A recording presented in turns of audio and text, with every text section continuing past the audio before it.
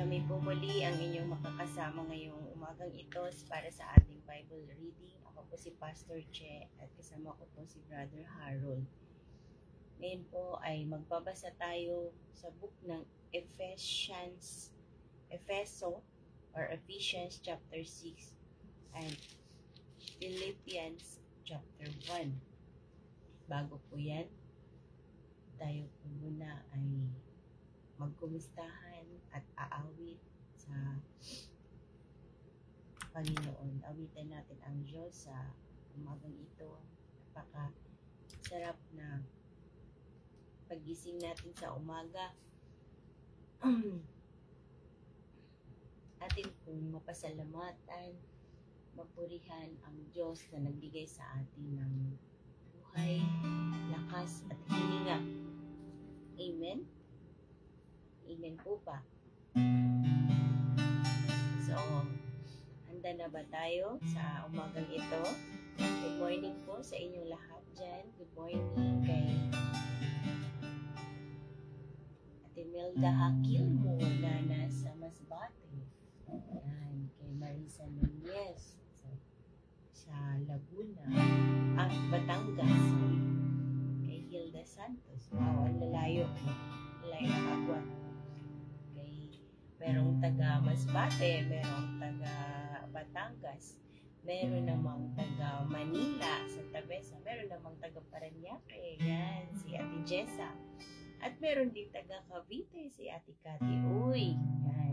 At meron din taga London, si Ate Digna Pinili. Yan, magandang umaga po sa ating lahat. Amen. Handa po ba tayo ngayong umagang ito? Sambahin natin.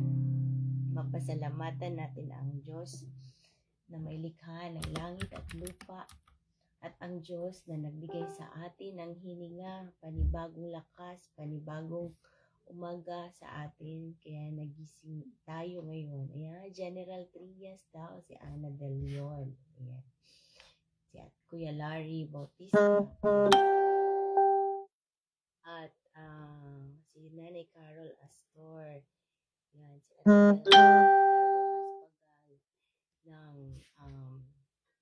ng Pateros. Amen. Si Ate Avi Abogado de la Cruz ng Gabaisi.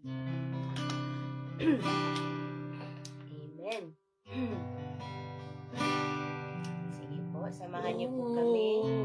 Kahit na nasa tahanan po kayo, tayo po ay aawit, tayo ay sasamba sa Diyos na buhay at totoo. Hallelujah, Lord.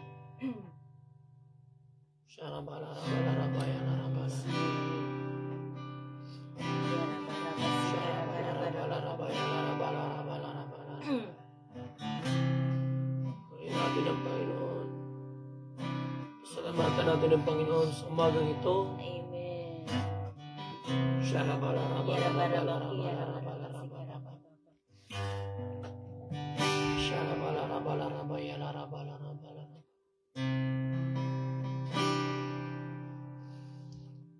Sa buhay ko'y wala nang hahanapin pa, kundi ang manatili sa piling mo tuwi na. Kay rami nang nasubukan, kay rami nang natikman, ngunit walang katulad ang iyong pagmamahal. Walang maitatago, lahat ihahayag. Sa piling mo'y malayang tumawa at umiyak. Mga bigong pangarap na sa puso'y sumigat, bigyan mo ng lunas, babaguhin ang lakas. Awitin po natin ulit. Sa buhay ko'y wala nang hahanapin pa, kundi ang manatili sa piling mo tuwin na kay rami ng sinubukan, kay rami ng natikman, ngunit walang katulad ang iyong pagmamahal.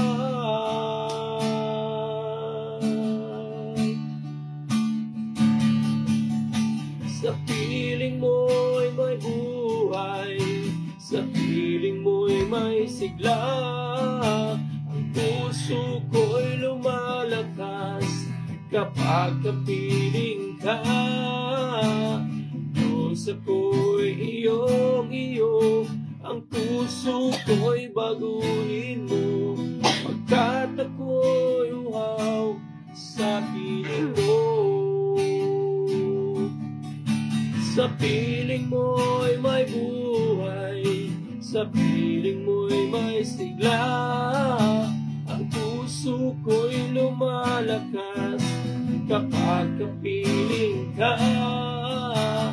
Diyos ako'y iyong-iyo, ang puso ko'y baguhin mo, pagkat ako'y uhaw sa piling mo.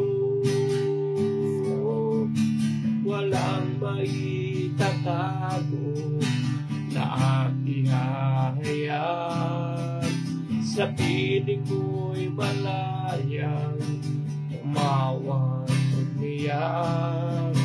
Mga bigong pangarap na sa puso sumugat, bibigyan mo to ng lunas, babaguhin ang lahat.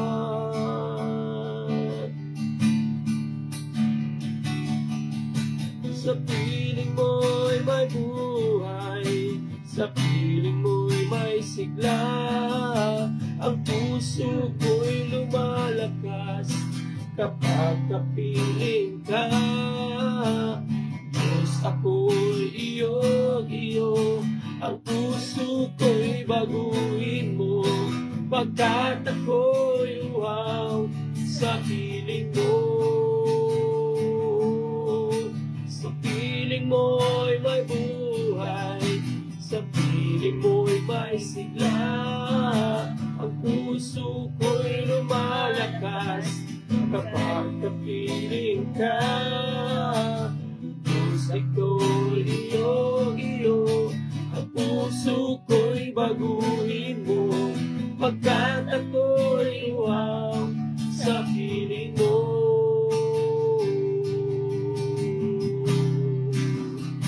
Sa piling mo, sa piling mo, sa piling mo, Jesus, Lord. Diyos ako'y iyong-iyo, ang buhay ko'y baguhin mo, pagkat ako'y uhaw sa piling mo. Sa piling mo'y may buhay, sa piling mo'y may sigla, ang puso ko'y lumalakas kapag kapiling ka.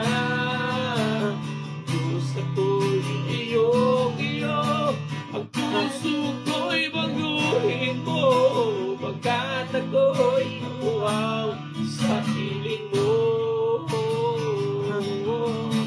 Sa piling mo'y may buhay, sa piling mo'y may sigla, ang puso ko'y lumalakas kapag kapiling ka.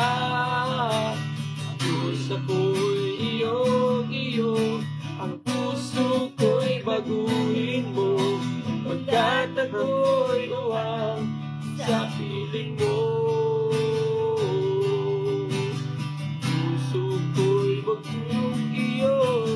Puso ko'y baguhin mo,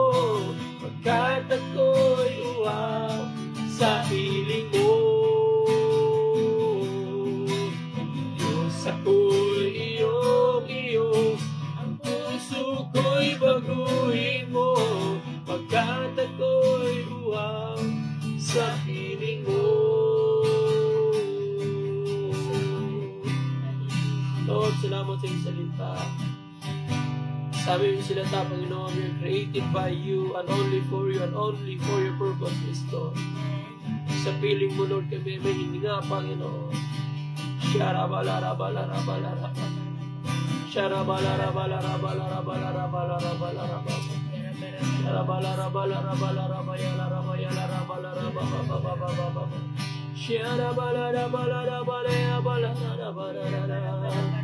Jesus, Jesus, Jesus. Oh, wala na, walang maitatago, walang hahanapin. Ikaw lamang, oh Diyos.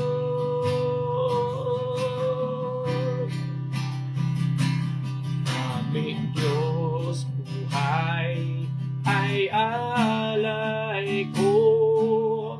Banal at kalugod, lugod sa iyo, pagkat walang magagawa ko, iwalay sa iyo.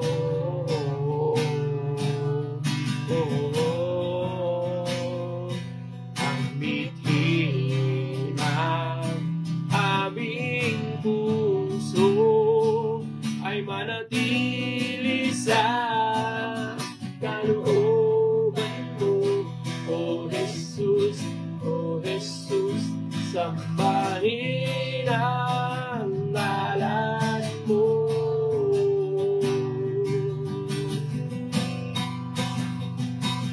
Aming Diyos, buhay ay alay ko, banal at kalugod, lugod sa iyo, pagkat walang magagawa ko, iwalay sa iyo.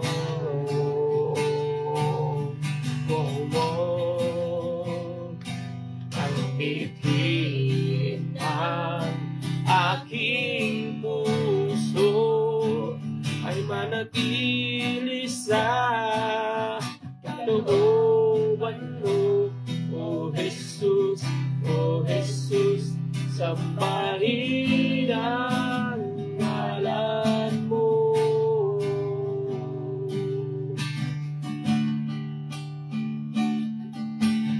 Buong puso, buong isip, buong lakas, iaalay sa iyo aking himig at ang tinig, magpupuri sa dakilang ngalan mo. Aming Diyos, buhay ay alay ko, banal at kalugod, lugod sa iyo, pagkat walang magagawa ko, iwalay sa iyo.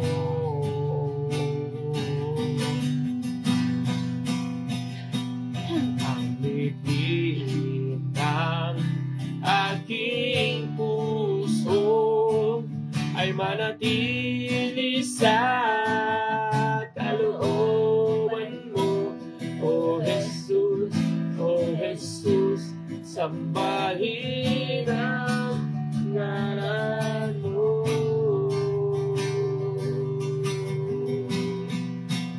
Aming Diyos, buhay ay alay ko, banal at kalugod, lugod sa iyo, pagkat walang magagawa ko, iwalay sa iyo.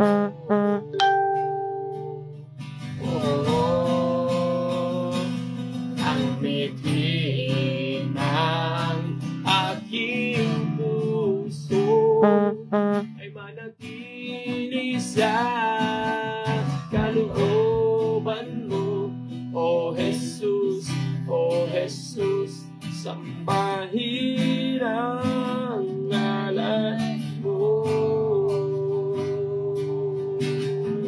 Oh,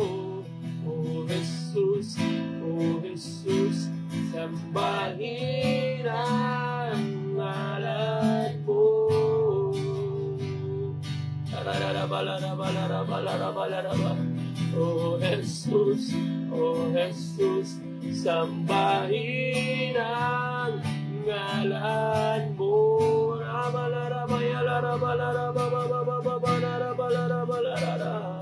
O Jesus, sambahin ang ngalan mo.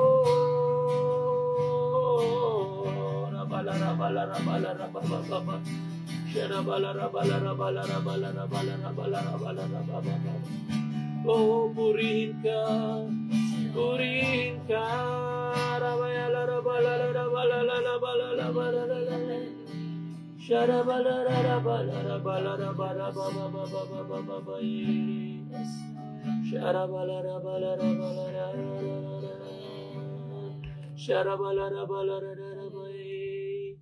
Oh,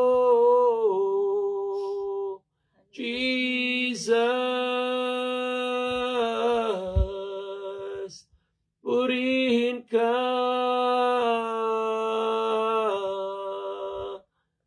purihin ka, purihin ka,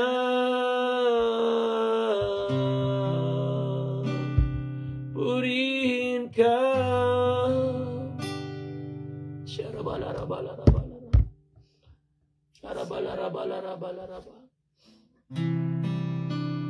Lord, sinasamba ka namin. Pinupuri ka namin, Panginoon. Dahil sa iyong kadakilaan, Lord. Amen. Jesus.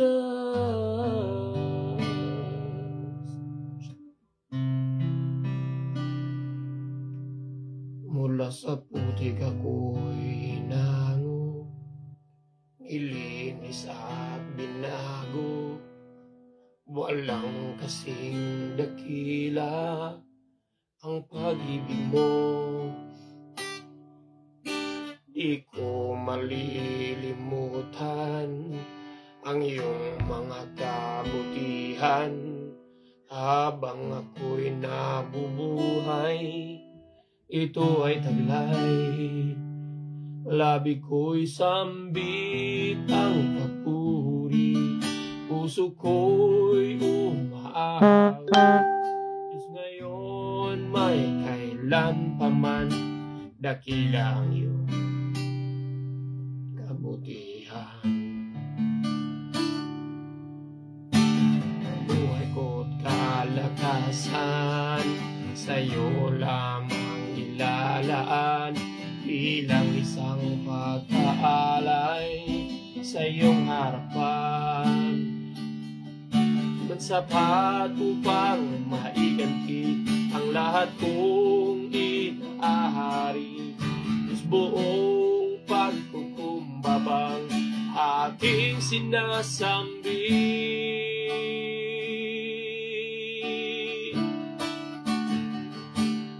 Sinasamba kita, pinupuri kita, ang pangalan mo'y itataas. Sinasamba kita, pinupuri kita, Diyos sa buhay ko'y dakila ka.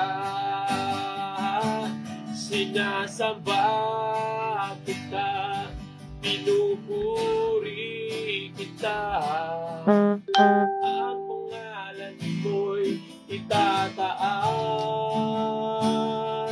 Sinasamba kita, pinupuri kita, Diyos sa buhay ko'y dakila ka.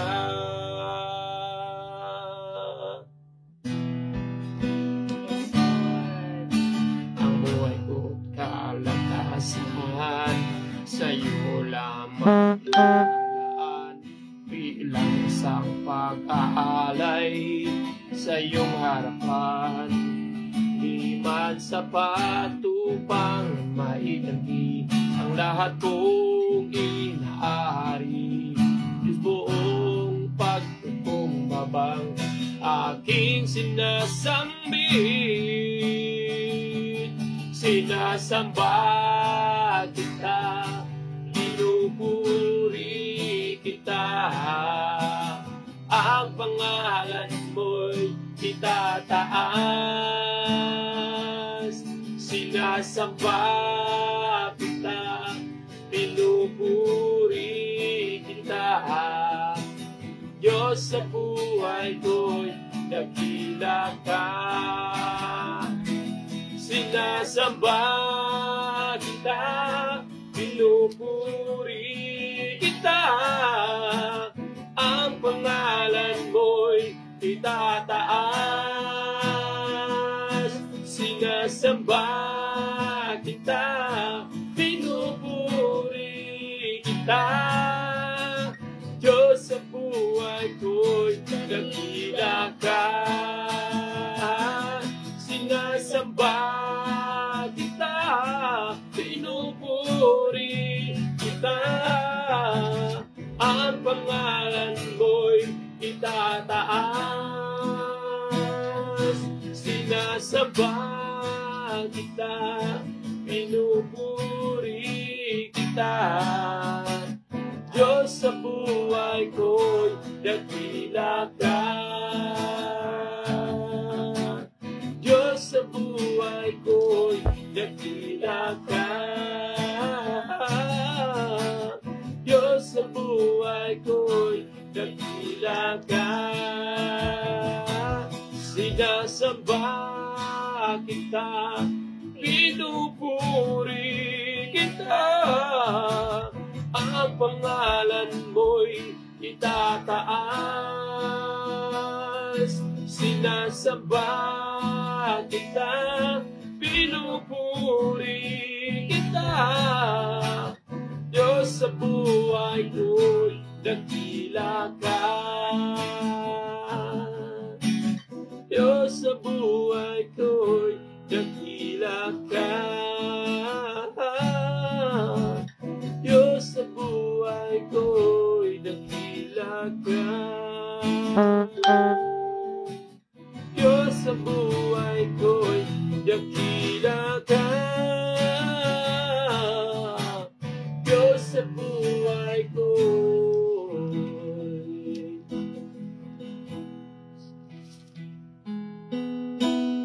Diyos sa buhay ko,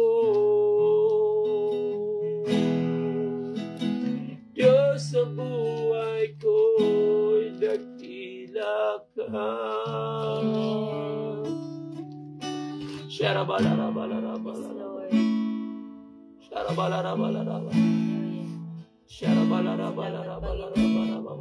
Dakila ka sa buhay namin. Dakila ka sa buhay ng bawat isa, O Diyos. Patuloy ka namin sasabahin, patuloy ka namin maawitan, patuloy ka namin pasasalamatan, O God, sa umagang ito, O Diyos. Napakabuti mo, O Lord. Napakadakila mo, Panginoon, sa buhay namin, sa buhay ng bawat isa, O Lord. Salamat. Salamat sa iyong ibayong presensya, Panginoon. Salamat, Lord. Kapiling ka namin, O Diyos. Salamat at mananatili ka sa puso namin, O Lord. Mananatili ka sa buhay namin, O Diyos. Dahil sabi mo sa iyong mga salita, ang mananatili sa iyo ay mananatili ka rin sa buhay namin. At kahit kailan hindi mo iiwanan ni pababayaan man ang iyong mga anak. Salamat, O Diyos, sa umagang ito. Salamat sa presensya mo, Panginoon. Hindi man kami physically present sa isa't isa, pero Lord, ikaw ay present sa buhay ng bawat isa. Saan man sila ngayon, ano man ang kanilang mga ginagawa, O Diyos, samahan mo kami, O Lord, sa bawat sandali. Sandaling ito, O Lord, ng pagsamba, pag-awit, at pagbabasa ng iyong salita. Hallelujah. Papuri ko Salamat, sa'yo, amang sa'yo lamang inaalay. Panginoon, ang puso ko'y sa'yo magpapalagay. magpakailanman. Ang papuri ko tanging sa'yo, sa'yo lamang iniaalay, Panginoon. Ang puso ko'y sa'yo magpakailanman. Ang papuri ko tanging sa'yo, sa'yo lamang iniaalay, Panginoon. Ang puso ko'y sa'yo magpakailanman. Ang pagpuri ko tanging sa'yo, sa'yo lamang iniaalay, O Panginoon.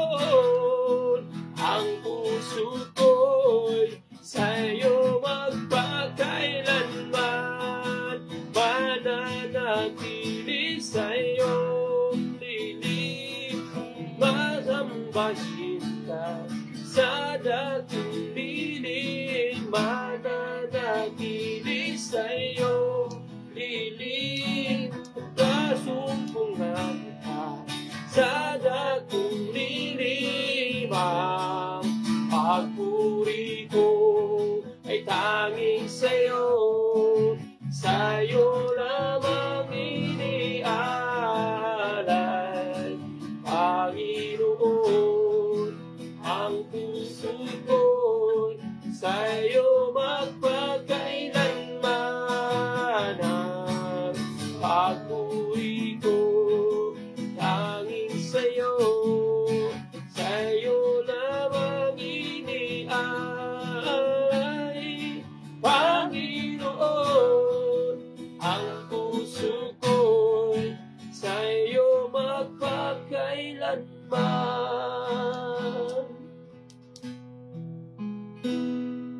So,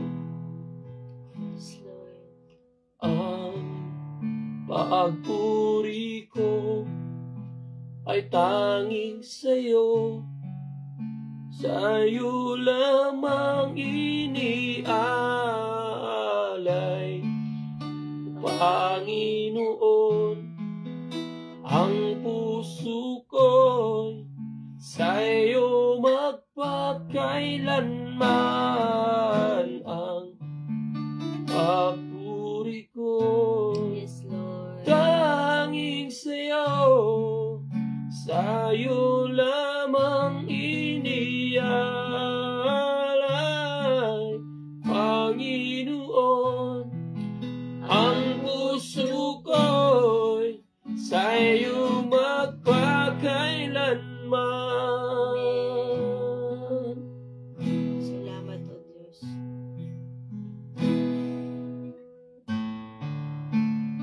Kailanman. Amen.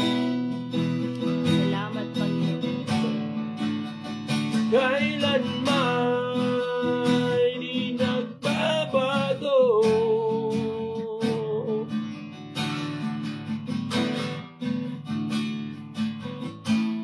Di nagbabago.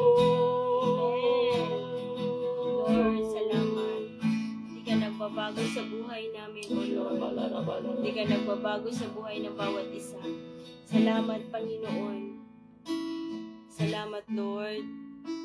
Tulad ng mga salita mo, Lord, hindi nagbabago. Ang tao nagbabago, pero ikaw, minsan hindi ka nagbago sa aming mga buhay, O Diyos. Salamat, O Lord, salamat. Salamat sa umagang ito, Panginoon. Samahan mo kami, Lord, sa aming pagbabasa ng iyong salita. At tubayan mo kami ng iyong banal na Espiritu Santo sa bawat salita na babanggitin namin, babasahin namin, sabay-sabay. Magkaroon ito ng ibayong revelation sa buhay ng bawat isa, Panginoon. It will refresh our spirit, O God. It will build us more, O God, into your word, O God. Salamat, salamat, O Diyos. Salamat, salamat, Panginoon. Purihin ka, Lord. Dakilain ka sa pangalan ni Jesus.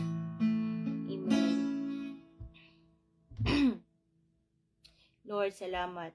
Sabi ng kanyang mga salita sa Ephesians chapter 6. Sabayan niyo po ako mga kapatid. Sabi dito, mga anak, sundin ninyo ang inyong mga magulang. Alang sa Panginoon, sapagkat ito ang nararapat.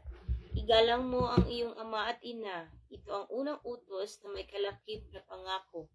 Magiging maganda at mahaba ang iyong buhay sa lupa.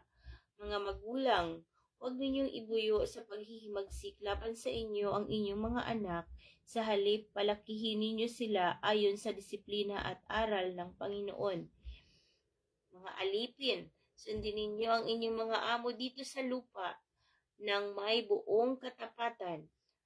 Takot at paggalang na parang si Kristo ang siya ninyong pinaglilingkuran. Gawin ninyo iyan, may nakakakita man o wala. Kahit hindi upang mapuri ng mga tao, kundi dahil kayo'y mga lingkod ni Kristo at buong pusong sumusunod sa kalooban ng Diyos.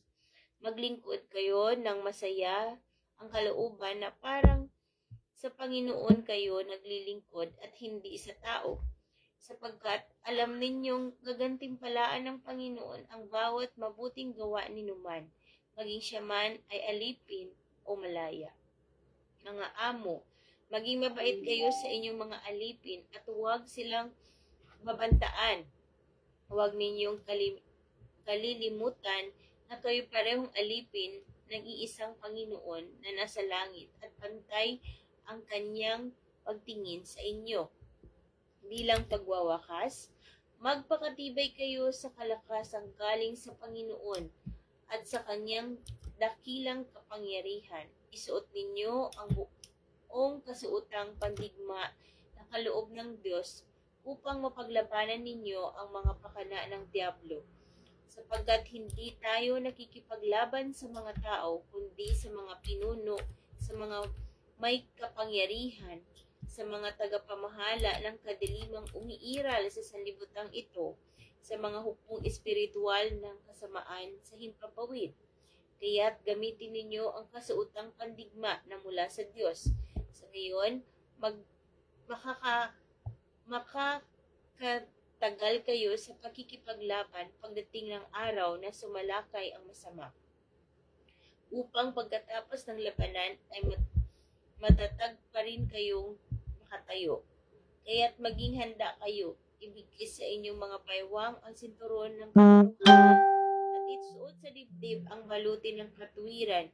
Isuot ninyo ang sapatos ng pagiging handa sa pangangaral ng magandang balita ng kapayapaan. Lagi ninyong gawing panangga ang pananampalataya na siyang papatay sa lahat ng nagliliyab na palaso ng Diablo.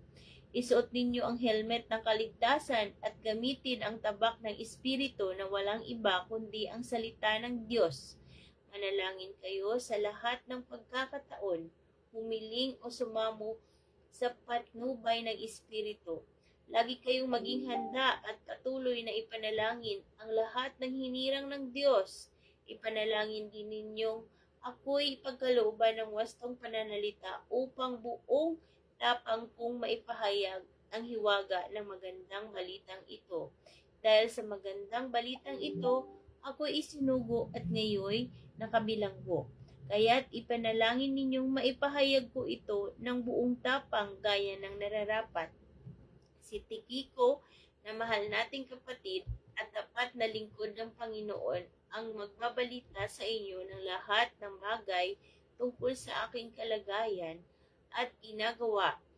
Kaya isinugo ko siya sa inyo upang malaman ninyo ang aming kalagayan at upang palakasin ang inyong loob. Naway ipagkaloob ng Diyos Ama ng Panginoong Jesucristo sa lahat ng mga kapatid ang kapayapaan at ang pag-ibig na kalakip ng pananampalataya. Ang kagandahang loob ng Diyos ay sumasa inyong lahat na umiibig ng walang maliw ng ating Panginoong Jesucristo. Amen. Ito po ang salita ng Diyos sa Ephesians 6. Ngayon naman po sa Philippians chapter 1. Philippians chapter 1.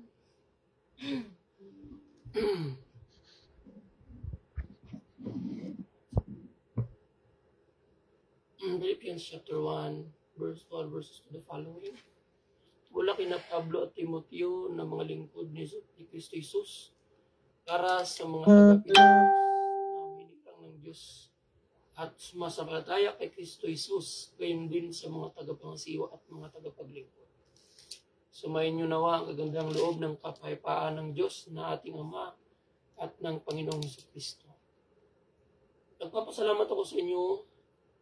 Nagpapasalamat ako sa aking Diyos tuwing naalala ko kayo. Ako'y nagagalak, ako'y nanalangin para sa inyong lahat. Dahil sa inyong pakikisa sa papalaganap ng magandang balita tungkol kay Kristo. Mula nang ito'y inyong tanggapin hanggang sa kasalukuyan. Natitiyak kong ang mabuting gawang pinasimulan sa inyo ng Diyos ay kanyang lulubusin hanggang sa araw ni Kristo. Kayo ay lagi nasa aking puso, kaya dapat lang napalagan ko kayo ng ganito. Magkasama tayong tumanggap ng pagpapala ng Diyos. Noon pa man na ako nagtatanggol at nagpapalaganap ng magandang balita. At kahit ngayong ako'y nakabalanggo, saksi ko ang Diyos na ang pagpananabi ko sa inyong lahat ay kagayan pagmahal sa inyo ni Jesucristo.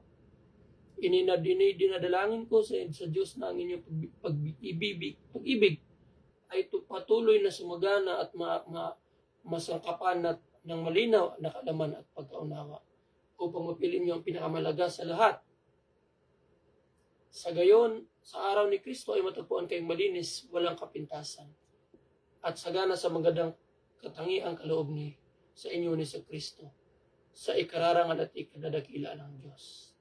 Mga kapatid, nais kong malaman ninyo ang mga nangyari sa akin ay nakatulong ng malaki sa kalalaganap ng magandang balita. Nalaman ng mga bantay sa palasyo ng iba pang naririto na ako'y nabilanggo dahil sa pagsunod kay Kristo. At ang karamihan sa mga kapatid lalong tumibay ang kanilang pananalig sa Panginoon dahil sa aking pagkabilanggo. Hindi lamang iyon, lalo pang lumakas ang kanilang loob na ipangaral ang salita ng Diyos. Totoo nga na may ilang nangangaral tungkol kay Kristo dahil sa pagkainggit, pagkahilig, sa pagkikipagtalo, ngunit meron din namang mangangaral na may tapat na hangarin. Si Kristo ay pinangaral nila dahil tunay na pagmamahal, sapagkat alam nilang ako'y hinirang upang ipagtanggol ang magandang balita. Ngunit ang iba ay nangangaral ng di tapat sa kalooban, kundi dahil sa udyok ng masamang hangarin. Sapagkat hangad nilang dagdagan pa ang paghihirap ko sa aking pagkakabilanggo. Ngunit walang anuman sa akin ang lahat ng iyon. Ikinagagalak ko na si Kristo ay naipapangaral ko, maging tapat man o hindi ang hangarin ng mga mangangaral. Ang isa pang ginagagalak ay ang pag-asang ako'y makalaya na pamagitan ng inyong panalangin sa tulong ng Espiritu ni Jesucristo. At ang aking pinakananais na inaasahan ay hindi na ako mapahiya sa anumang bagay. Hindi sa lahat ng panahon at lalo na ngayon ay buong tapang kung maparangalan si Kristo sa buhay man o sa kamatayan. Sapagkat para sa akin ang buhay ay para kay Kristo at ang kamatayan ay pakinabang. Kung ako'y manatiling buhay at ito'y pakipinabang sapagkat marami pa akong magagawang mabuting bagay, hindi ko ngayon malalaman kung alin ang aking pipiliin. May pagtatalo sa loob ko, nais kong nang pumanaw sa mundong ito upang makapiling ni Kristo sapagkat ito ang lalong mabuti. Ngunit alang-alang sa inyo, mas kailangan pang manatili ako sa buhay na ito dahil dito natitiyak kung ako'y mabubuhay at mabubuhay pa at makakasama ninyong lahat upang matulungan kayong magpatuloy nang may kagalakan sa inyong pananalig sa Panginoon. Kung magkagayon, lalo ninyo akong ipagmalaki at maipagmamalaki at lalo ninyong pupurihin si Jesucristo dahil si Kristo Jesus dahil sa aking pagbabalik sa inyo. Kaya nga, mga kapatid, pagsikapan ninyong mamuhay ng nararapat ayon sa magandang balita ni Kristo. Sa gayon, makabalik man ako sa inyong piling o hindi, makakatiyak pa rin akong kayo'y manindigan nag-iisang diwa at sama-samang ipaglalaban ang pananampalataya sa magandang balita. Huwag kayong matakot sa inyong mga kaaway, magpakatatag kayo sapagkat ito mismo ang palatandaan na sila ay mapapahamak at kayo'y maliligtas ng Diyos. Dahil ipinagkaloob niya sa inyo, hindi lamang ang manalig sa Kanya, kundi ang managtiis din lamang, din naman alang-alang kay Kristo. Ngayon, kasama ko na kayo sa pakikipaglaban. Nakita ninyong ginawa ko noon at nabalitaan ninyong ginawa ko pa rin hanggang ngayon. Ito po ang salita ng Panginoon. Amen.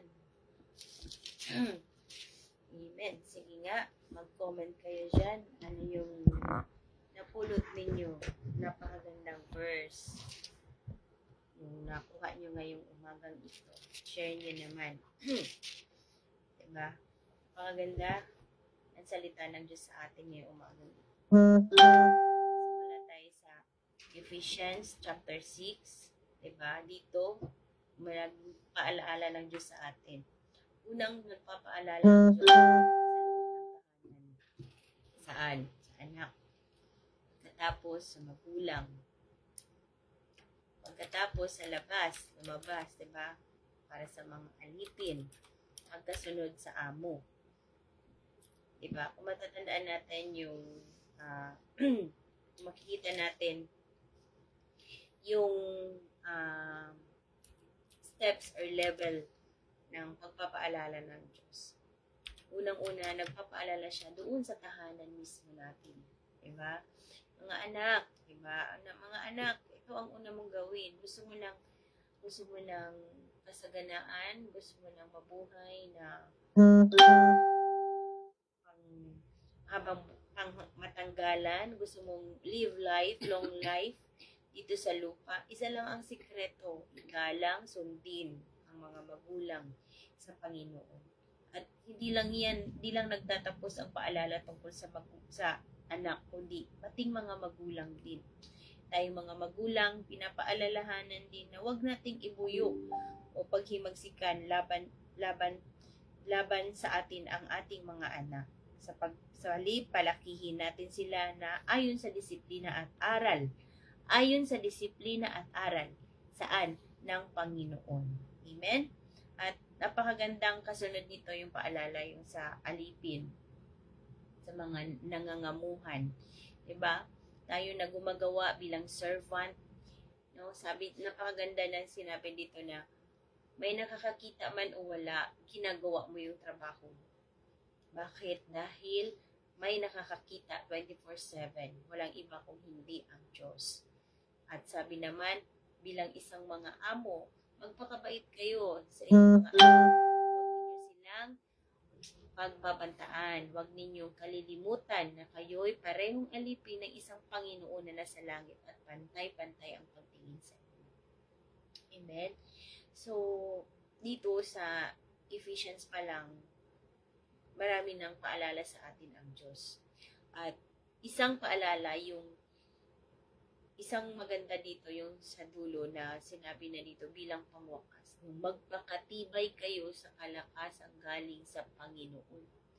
So, ibig sabihin po, ang kalakasan talaga ay galing sa Panginoon. Magpakatibay kayo at ang kanyang dakilang kapangyarihan. At ano yun? Isuot natin ito yun, yung mga sinturon, di ba? Yun yung yung mga tabak, di ba? Ito yung mga helmet of salvation. Ito yung sinasabi nila, natin na helmet of salvation. Alam niyo ba ang pinaka mayaman dito? Yung tabak, sabi dito, isuot ninyo ang helmet ng kaligtasan at gamit ang tabak ng Espiritu na walang iba kundi ang salita ng Diyos. So, ibig sabihin mga kapatid, itong salitang ito yung talagang mananatili sa atin. Ito ay gamit ang tabak. So, tabak, ibig sabihin ang salita ng Diyos. Alam mo yung tabak, di ba?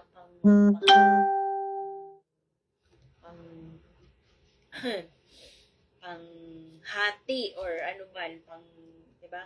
Sabi nga dun sa awit nabasa namin na ang salita ng Diyos is like a hammer. Diba? Para siyang martilyo na pag pinukpok mo siya sa isang batok na matigas, talagang madudurog siya. So, ibig sabihin, ang salita ng Diyos, walang iba kundi ang salita ng Diyos, ang magpapabasag sa mga, magpapalambot sa mga matitigas na puso. Amen? Ang salita ng Diyos, walang iba kundi ang Panginoong Jesus. Pagdating ng Philippians, diba, si Pablo,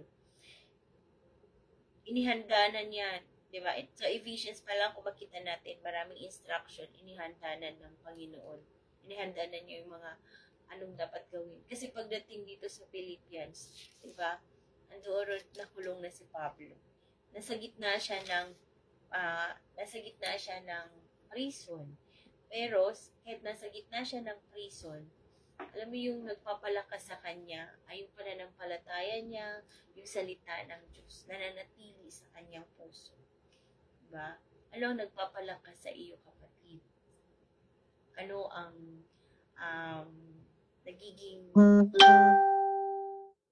nagiging motivation mo araw-araw para ikaw ay magpatuloy, ikaw ay mananatili. Diba?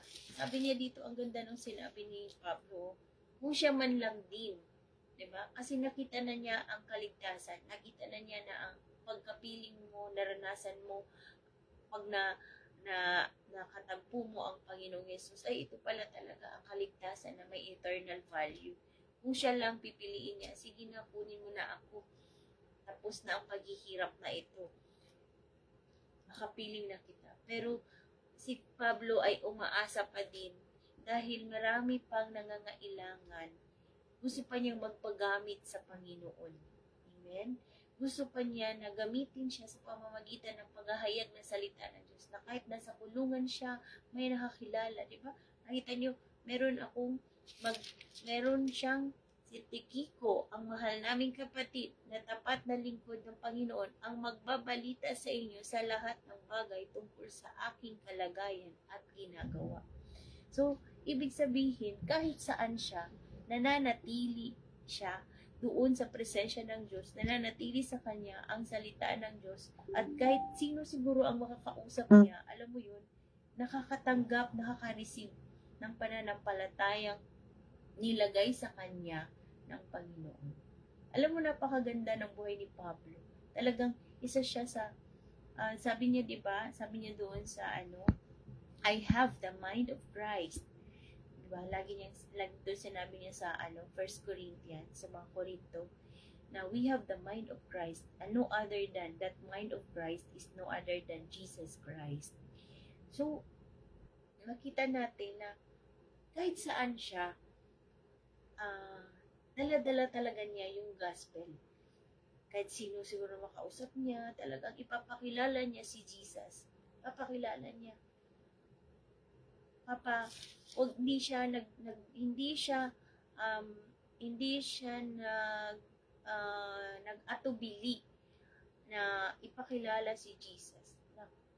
Kahit nasa kulungan siya, sabi niya dito sa Philippians 1 verse 15, sabi niya, di ba? Mayroong mga nakikipagtalo, ngunit meron din namang nangangaral na may tapat na hangarin. At yun ang meron sa kanya. Tapat ang kanyang hangarin. Tapos, sapagkat para sa akin, ang buhay ay para kay Kristo at ang kamatayan ay pakinabang. Amen? Kaya't, sabi niya sa verse 27, mga kapatid, pagsikapan ninyong mamuhay ng nararapat ayon sa magandang balita. Ayun, di ba? Kailangan nating mamuhay na nararapat ayon sa magandang balita. Kaya pala, doon pa lang sa Ephesians, pinapaalala na mula sa anak, magulang, alipin, mga amo. Amen? At sa papaalalang ito, alam niyo ba, ito ang sabi niya, mamuhay kayong nararapat ayon sa magandang balita. Kaya ibig sabihin, hindi natin pwedeng baliwalain ang salita ng Diyos. Dahil sa salita ng Diyos, dito tayo kumukuha ng lakas, ito nagbibigay sa atin ng instructions. Diba? Salita ng Diyos eh. Ang salita ng Diyos ay buhay, nagbibigay ng pag-asa, kalakasan, kasiglahan. Ikaw man ay nangihinga. Diba? Magpapalakas ayo ay salita ng Diyos. Amen? Amen po ba, Brother Harold? Ano Amen. sabi mo? Base sa ating binasa, no,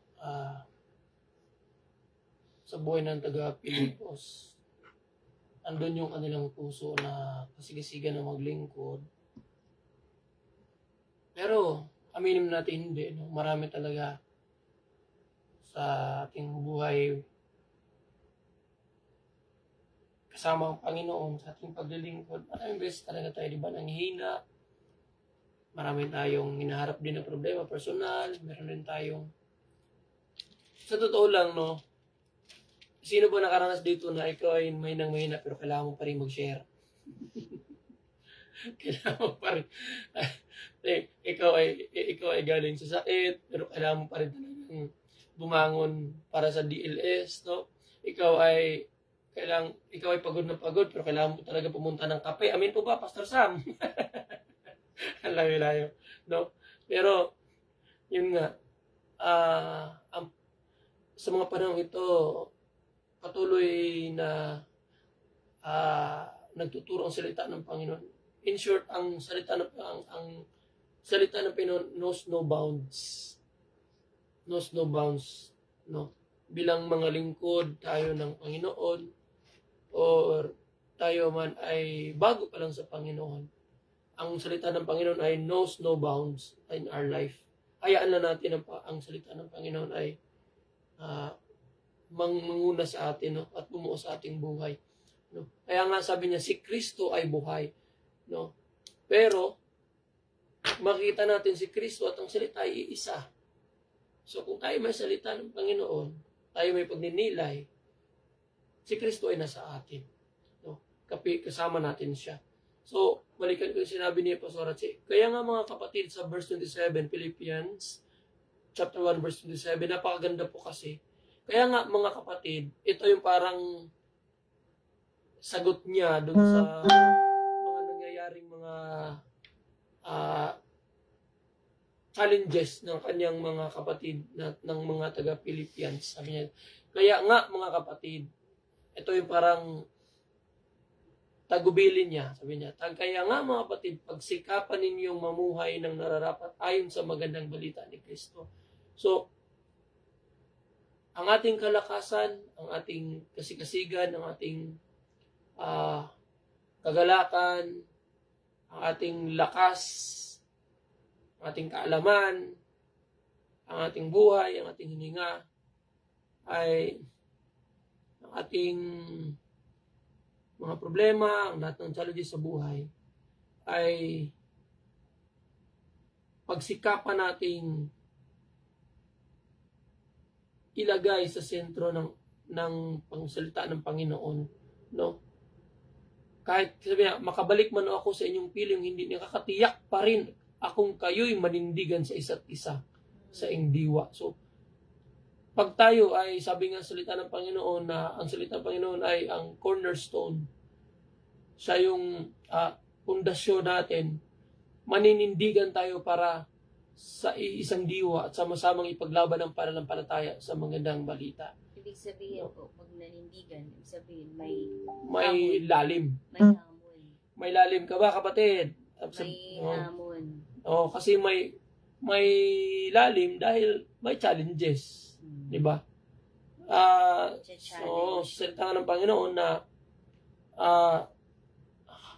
ang bagyo man dumating, hangin man, ulan man, pero siya ay hindi natinag, hindi nawasak.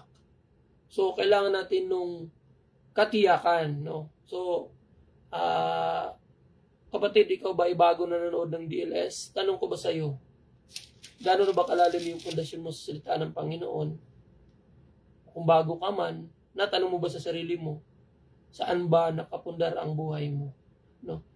So, napaka-importante ito pinag-usapan natin kasi ang taga-Pilipos ay isang klase ng tao, klase ng pamumuhay, isang klase ng ng sambayanan, ng isang pamamahay, no, nangangailangan ng gabay ng Panginoon. Kaya sabi pa niya dito, for me to live is Christ and to die is gain. Meaning kahit anong mangyari sa kanya, yung salita, no, salita na kanyang panghawakan ay grabing humawak sa kanya. Kasi kung tayo lang ang sa ating sariling lakas, tayo ay mananalig sa Panginoon, kakapusin tayo.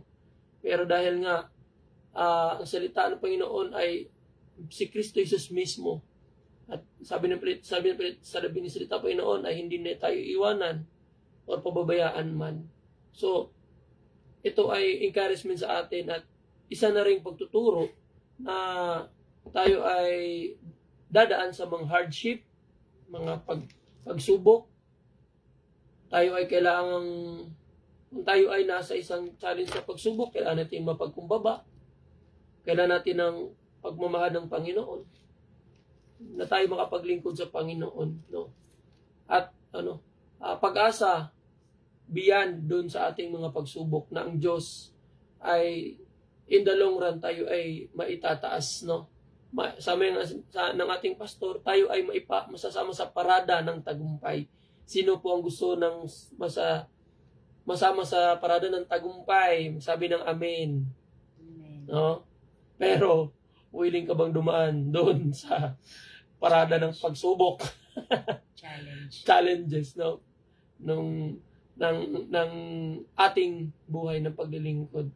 So, ito po ay napaka-importante dahil si Apostle Paul ay talagang kahit andun sa bilangguan, ang salita ng Panginoon na kanyang pinanghawakan knows no bounds sa kanyang buhay. Amen. So, sa lahat po ng mga bago na ngayon pala nakapakinig ng salita ng Panginoon, siguro bago pa sa inyo to, encouragement ko po sa inyo, bigyan nyo ng panahon ang pakikinig at mga pangangaral ng salita ng Panginoon dahil ito ay magpapatatag sa ating buhay. Ano man po yung mahina sa inyong parte ng buhay, ay lalakas kayo.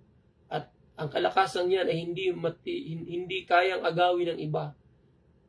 Hindi kayang kunin ng iba dahil nagmumula yan sa Diyos. So, yun lang po. Magandang umaga sa lahat. Amen. Bago po tayo manalangin, gusto ko lang sabihin na ito talaga, ang nakita ko dito ay honoring and respect. Diba? Unang-unang tinutukoy niya dito ay mga anak. Sino bang mga anak? Diba? Unang-unang mga anak ay tayo.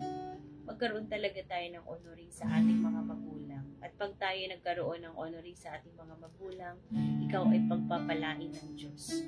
Amen. Yan talaga ang pinakasusi ng lahat. At pangalawa, yung mga nangangamuhan. Diba? Magkaroon din talaga kayo ng respeto din. Honoring din sa inyong mga amo. Maging, respect begets respect. At pag yan ay nanatili sa atin, nalagay natin sa ating mga buhay, alam nyo ba, ito ang magandang sinabi. Dahil magiging lifestyle mo na yan. Diba? Hindi ka gagawa ng masama dahil nagiging lifestyle mo na yun. May takot ka ngayon sa Diyos. Ang nakakagawa ng honoring and respect ay yung may takot sa Diyos. Kaya kapatid, matakot tayo sa Panginoon. Amen? Alam mo ba, ito ang panghuli na verse na nakita ko sa Philippians chapter 1, verses 10. Verse 10. Alam mo na, basahin ko ulit ha. Upang mapili ninyo ang pinakamahalaga sa lahat. Amen? So, piliin talaga natin ang pinakamahalaga sa lahat. Pag sinabing pinaka, wala nang kasunod. Pinakamahalaga sa lahat. Ano yun? Sa gayon, sa araw ni Kristo ay matagpuan kayong malinis, walang kapintasan, at sagana sa magagandang katangian, kaloob sa inyo ni Hesukristo at ikararangal at ikadadakila ng Diyos. Amen? Amen, Lord. Salamat. Salamat, Lord. Manatili sa amin ang pinakamahalaga, Panginoon. ang pinakamahalaga, walang iba kung hindi ang buhay na walang hanggan. Nakatuon kami sa eternal peace, eternal value, Panginoon, sa lahat ng mga ginagawa namin, O Diyos. Sa lahat, Lord. Ngayon, malakas kami. Sa susunod na araw, mahina kami. Pero Lord, sa lakas at kahinaan, mananatili kami sa iyo. Sasambahin ka namin, mananatili kami higit sa lahat sa iyong salita, Panginoon. Lord, napakaganda ng mensahe mo. Piliin namin ang pinakamahalaga sa lahat. Sa gitna ng mga alok sa mundo, ikaw, O Diyos, ang pipiliin namin. Sa gitna ng mga inalatag sa amin, ang mga magagandang bagay, Panginoong Yesus, ikaw ang pipiliin namin. Ilagay mo yan sa puso namin, O Diyos. O Lord, hallelujah, hallelujah, hallelujah, O God. O yarabarabasi karabaki, yarabarababababa. Yarabarabasi, yarababababababababa. Yes, Lord, napakabuti mo sa aming mga buhay, O Diyos. Lord, salamat sa buhay ni Pablo. Nakita namin, Lord, na pinili niya ang pinakamahalaga sa gitna ng kanyang nararanasan sa kulungan. Pinili niyang ikaw, Panginoon. Mas pipiliin niyang ipaabot ang mensahe mo tungkol sa mga anak mo. Lord, ganun din sa umagang ito. Ito ang mensahe mo sa amin. Pinapaabot mo sa amin, O Diyos. Mananatili kami sa iyo. At piliin namin ang pinakamahalaga. Mapili namin ang pinakamahalaga. Lord, magkaroon kami ng paggalang. Kung nawala man ito sa buhay namin, Lord, ibalik mo, God, ang paggalang na ito, lalong-lalo na sa mga anak para sa kanilang mga magulang. Minsan, nagiging pamilyar ka na sa iyong magulang. Minsan, sinasagot mo na siya. Kapatid, ito ang oras. Isuko mo yan sa Diyos, humingi ka ng tawad, lumapit ka sa iyong magulang. Hindi mo ba alam na ang magulang, hindi ka inaisilang sa mundong ito kung wala ang magulang? Mapalad ka, nakikita mo pa ang magulang mo. Mapalad ka na nakausap mo pa ang magulang mo. Kaya kung ikaw ay nagkaroon ng hindi magandang relasyon sa iyong mga magulang, kapatid, ito ang panahon, lumapit ka. Sabi ng salita ng Diyos, piliin mo ang pinakamahalaga. Huwag mo piliin, huwag kang magtanim ng sama ng loob. Huwag kang magtanim ng mga bagay na hindi ka lugod-lugod sa Diyos. Ito ang panahon. This is your time. Go back to His Word. Go back. Ibalik mo ang paggalang mo. Ibalik mo ang respeto mo. Magpatawaran kayo sa isa't isa. Magmahalan kayo. Yan lang naman ang nais ng Panginoon sa atin. Hallelujah, hallelujah, O God. Sa mga oras na ito, tinataas namin sa iyo, O God. Tinataas namin sa iyo, Panginoon. Ang bawat pamilya, Panginoon. Sa bawat tahanan, O Diyos. Mga magulang, mga anak, Panginoon. Mga servant, mga amo, mga alipin, at anuman ang kalagayan mo. Ikaw man ay nangangamuhan. Oh Lord, salamat. Salamat, ikaw man ay amo. Oh Lord, salamat. Salamat sa umagang ito. Binalik mo kami sa iyong mga salita. Ibinalik mo kami, Lord, na dapat kami magkaroon ng paggalang. Dahil pag ginalang namin ang mga magulang na nilagay mo sa amin, ang mga amo na nilagay mo sa amin, sabi mo sa iyong mga salita, para ka na rin naglilingkod kay Kristo. Kapatid, pinaglilingkuran mo ay si Kristo. Siya ang boss mo. Siya ang amo mo. Kaya hindi mo kailangan na magpalakas dahil ikaw ay pinalakas ng Panginoong Yesus. Ang Diyos na nakakakita ng lahat ng gawa mo. Lihim man o hayag, nakita ng Panginoon ang paghihirap mo, ang mga effort mo. hindi ka man nakita ng tao, huwag kang mag-alala. Ang Diyos na pinaglilingkuran mo, ang Diyos na tinawagan mo, nakita ka niya. Kaya dadating ang araw, siya ang kakausap sa boss mo o sa amo mo sa lupa upang ikaw ay i-promote. Lord, salamat. Salamat sa open doors. Salamat sa buhay ng bawat isa. Sa open doors mo sa buhay ng bawat isa, Panginoon. Salamat, O Diyos, sa mga kapatid namin na, O Lord, na kinatagpo mo sa umagang ito, Panginoon, sa pamamagitan ng iyong mga salita. Lord, salamat sa mga kapatid mo na kinatagpo mo ng iyong presensya at maging, Lord, sa lahat ng mga manunood ng replay, O God. Lord, salamat, salamat, salamat. Katagpuin mo rin sila, Panginoon. Salamat, Lord, sa salita mo. Pinapaalala mo sa amin ng umagang ito, piliin namin ang pinapakamahalaga. At Lord, sa aming pamimili, dahil pinili ka namin, hindi kami mabibigo. Dahil ito ay may eternal value. Salamat, Panginoon. Salamat. Salamat, O Diyos.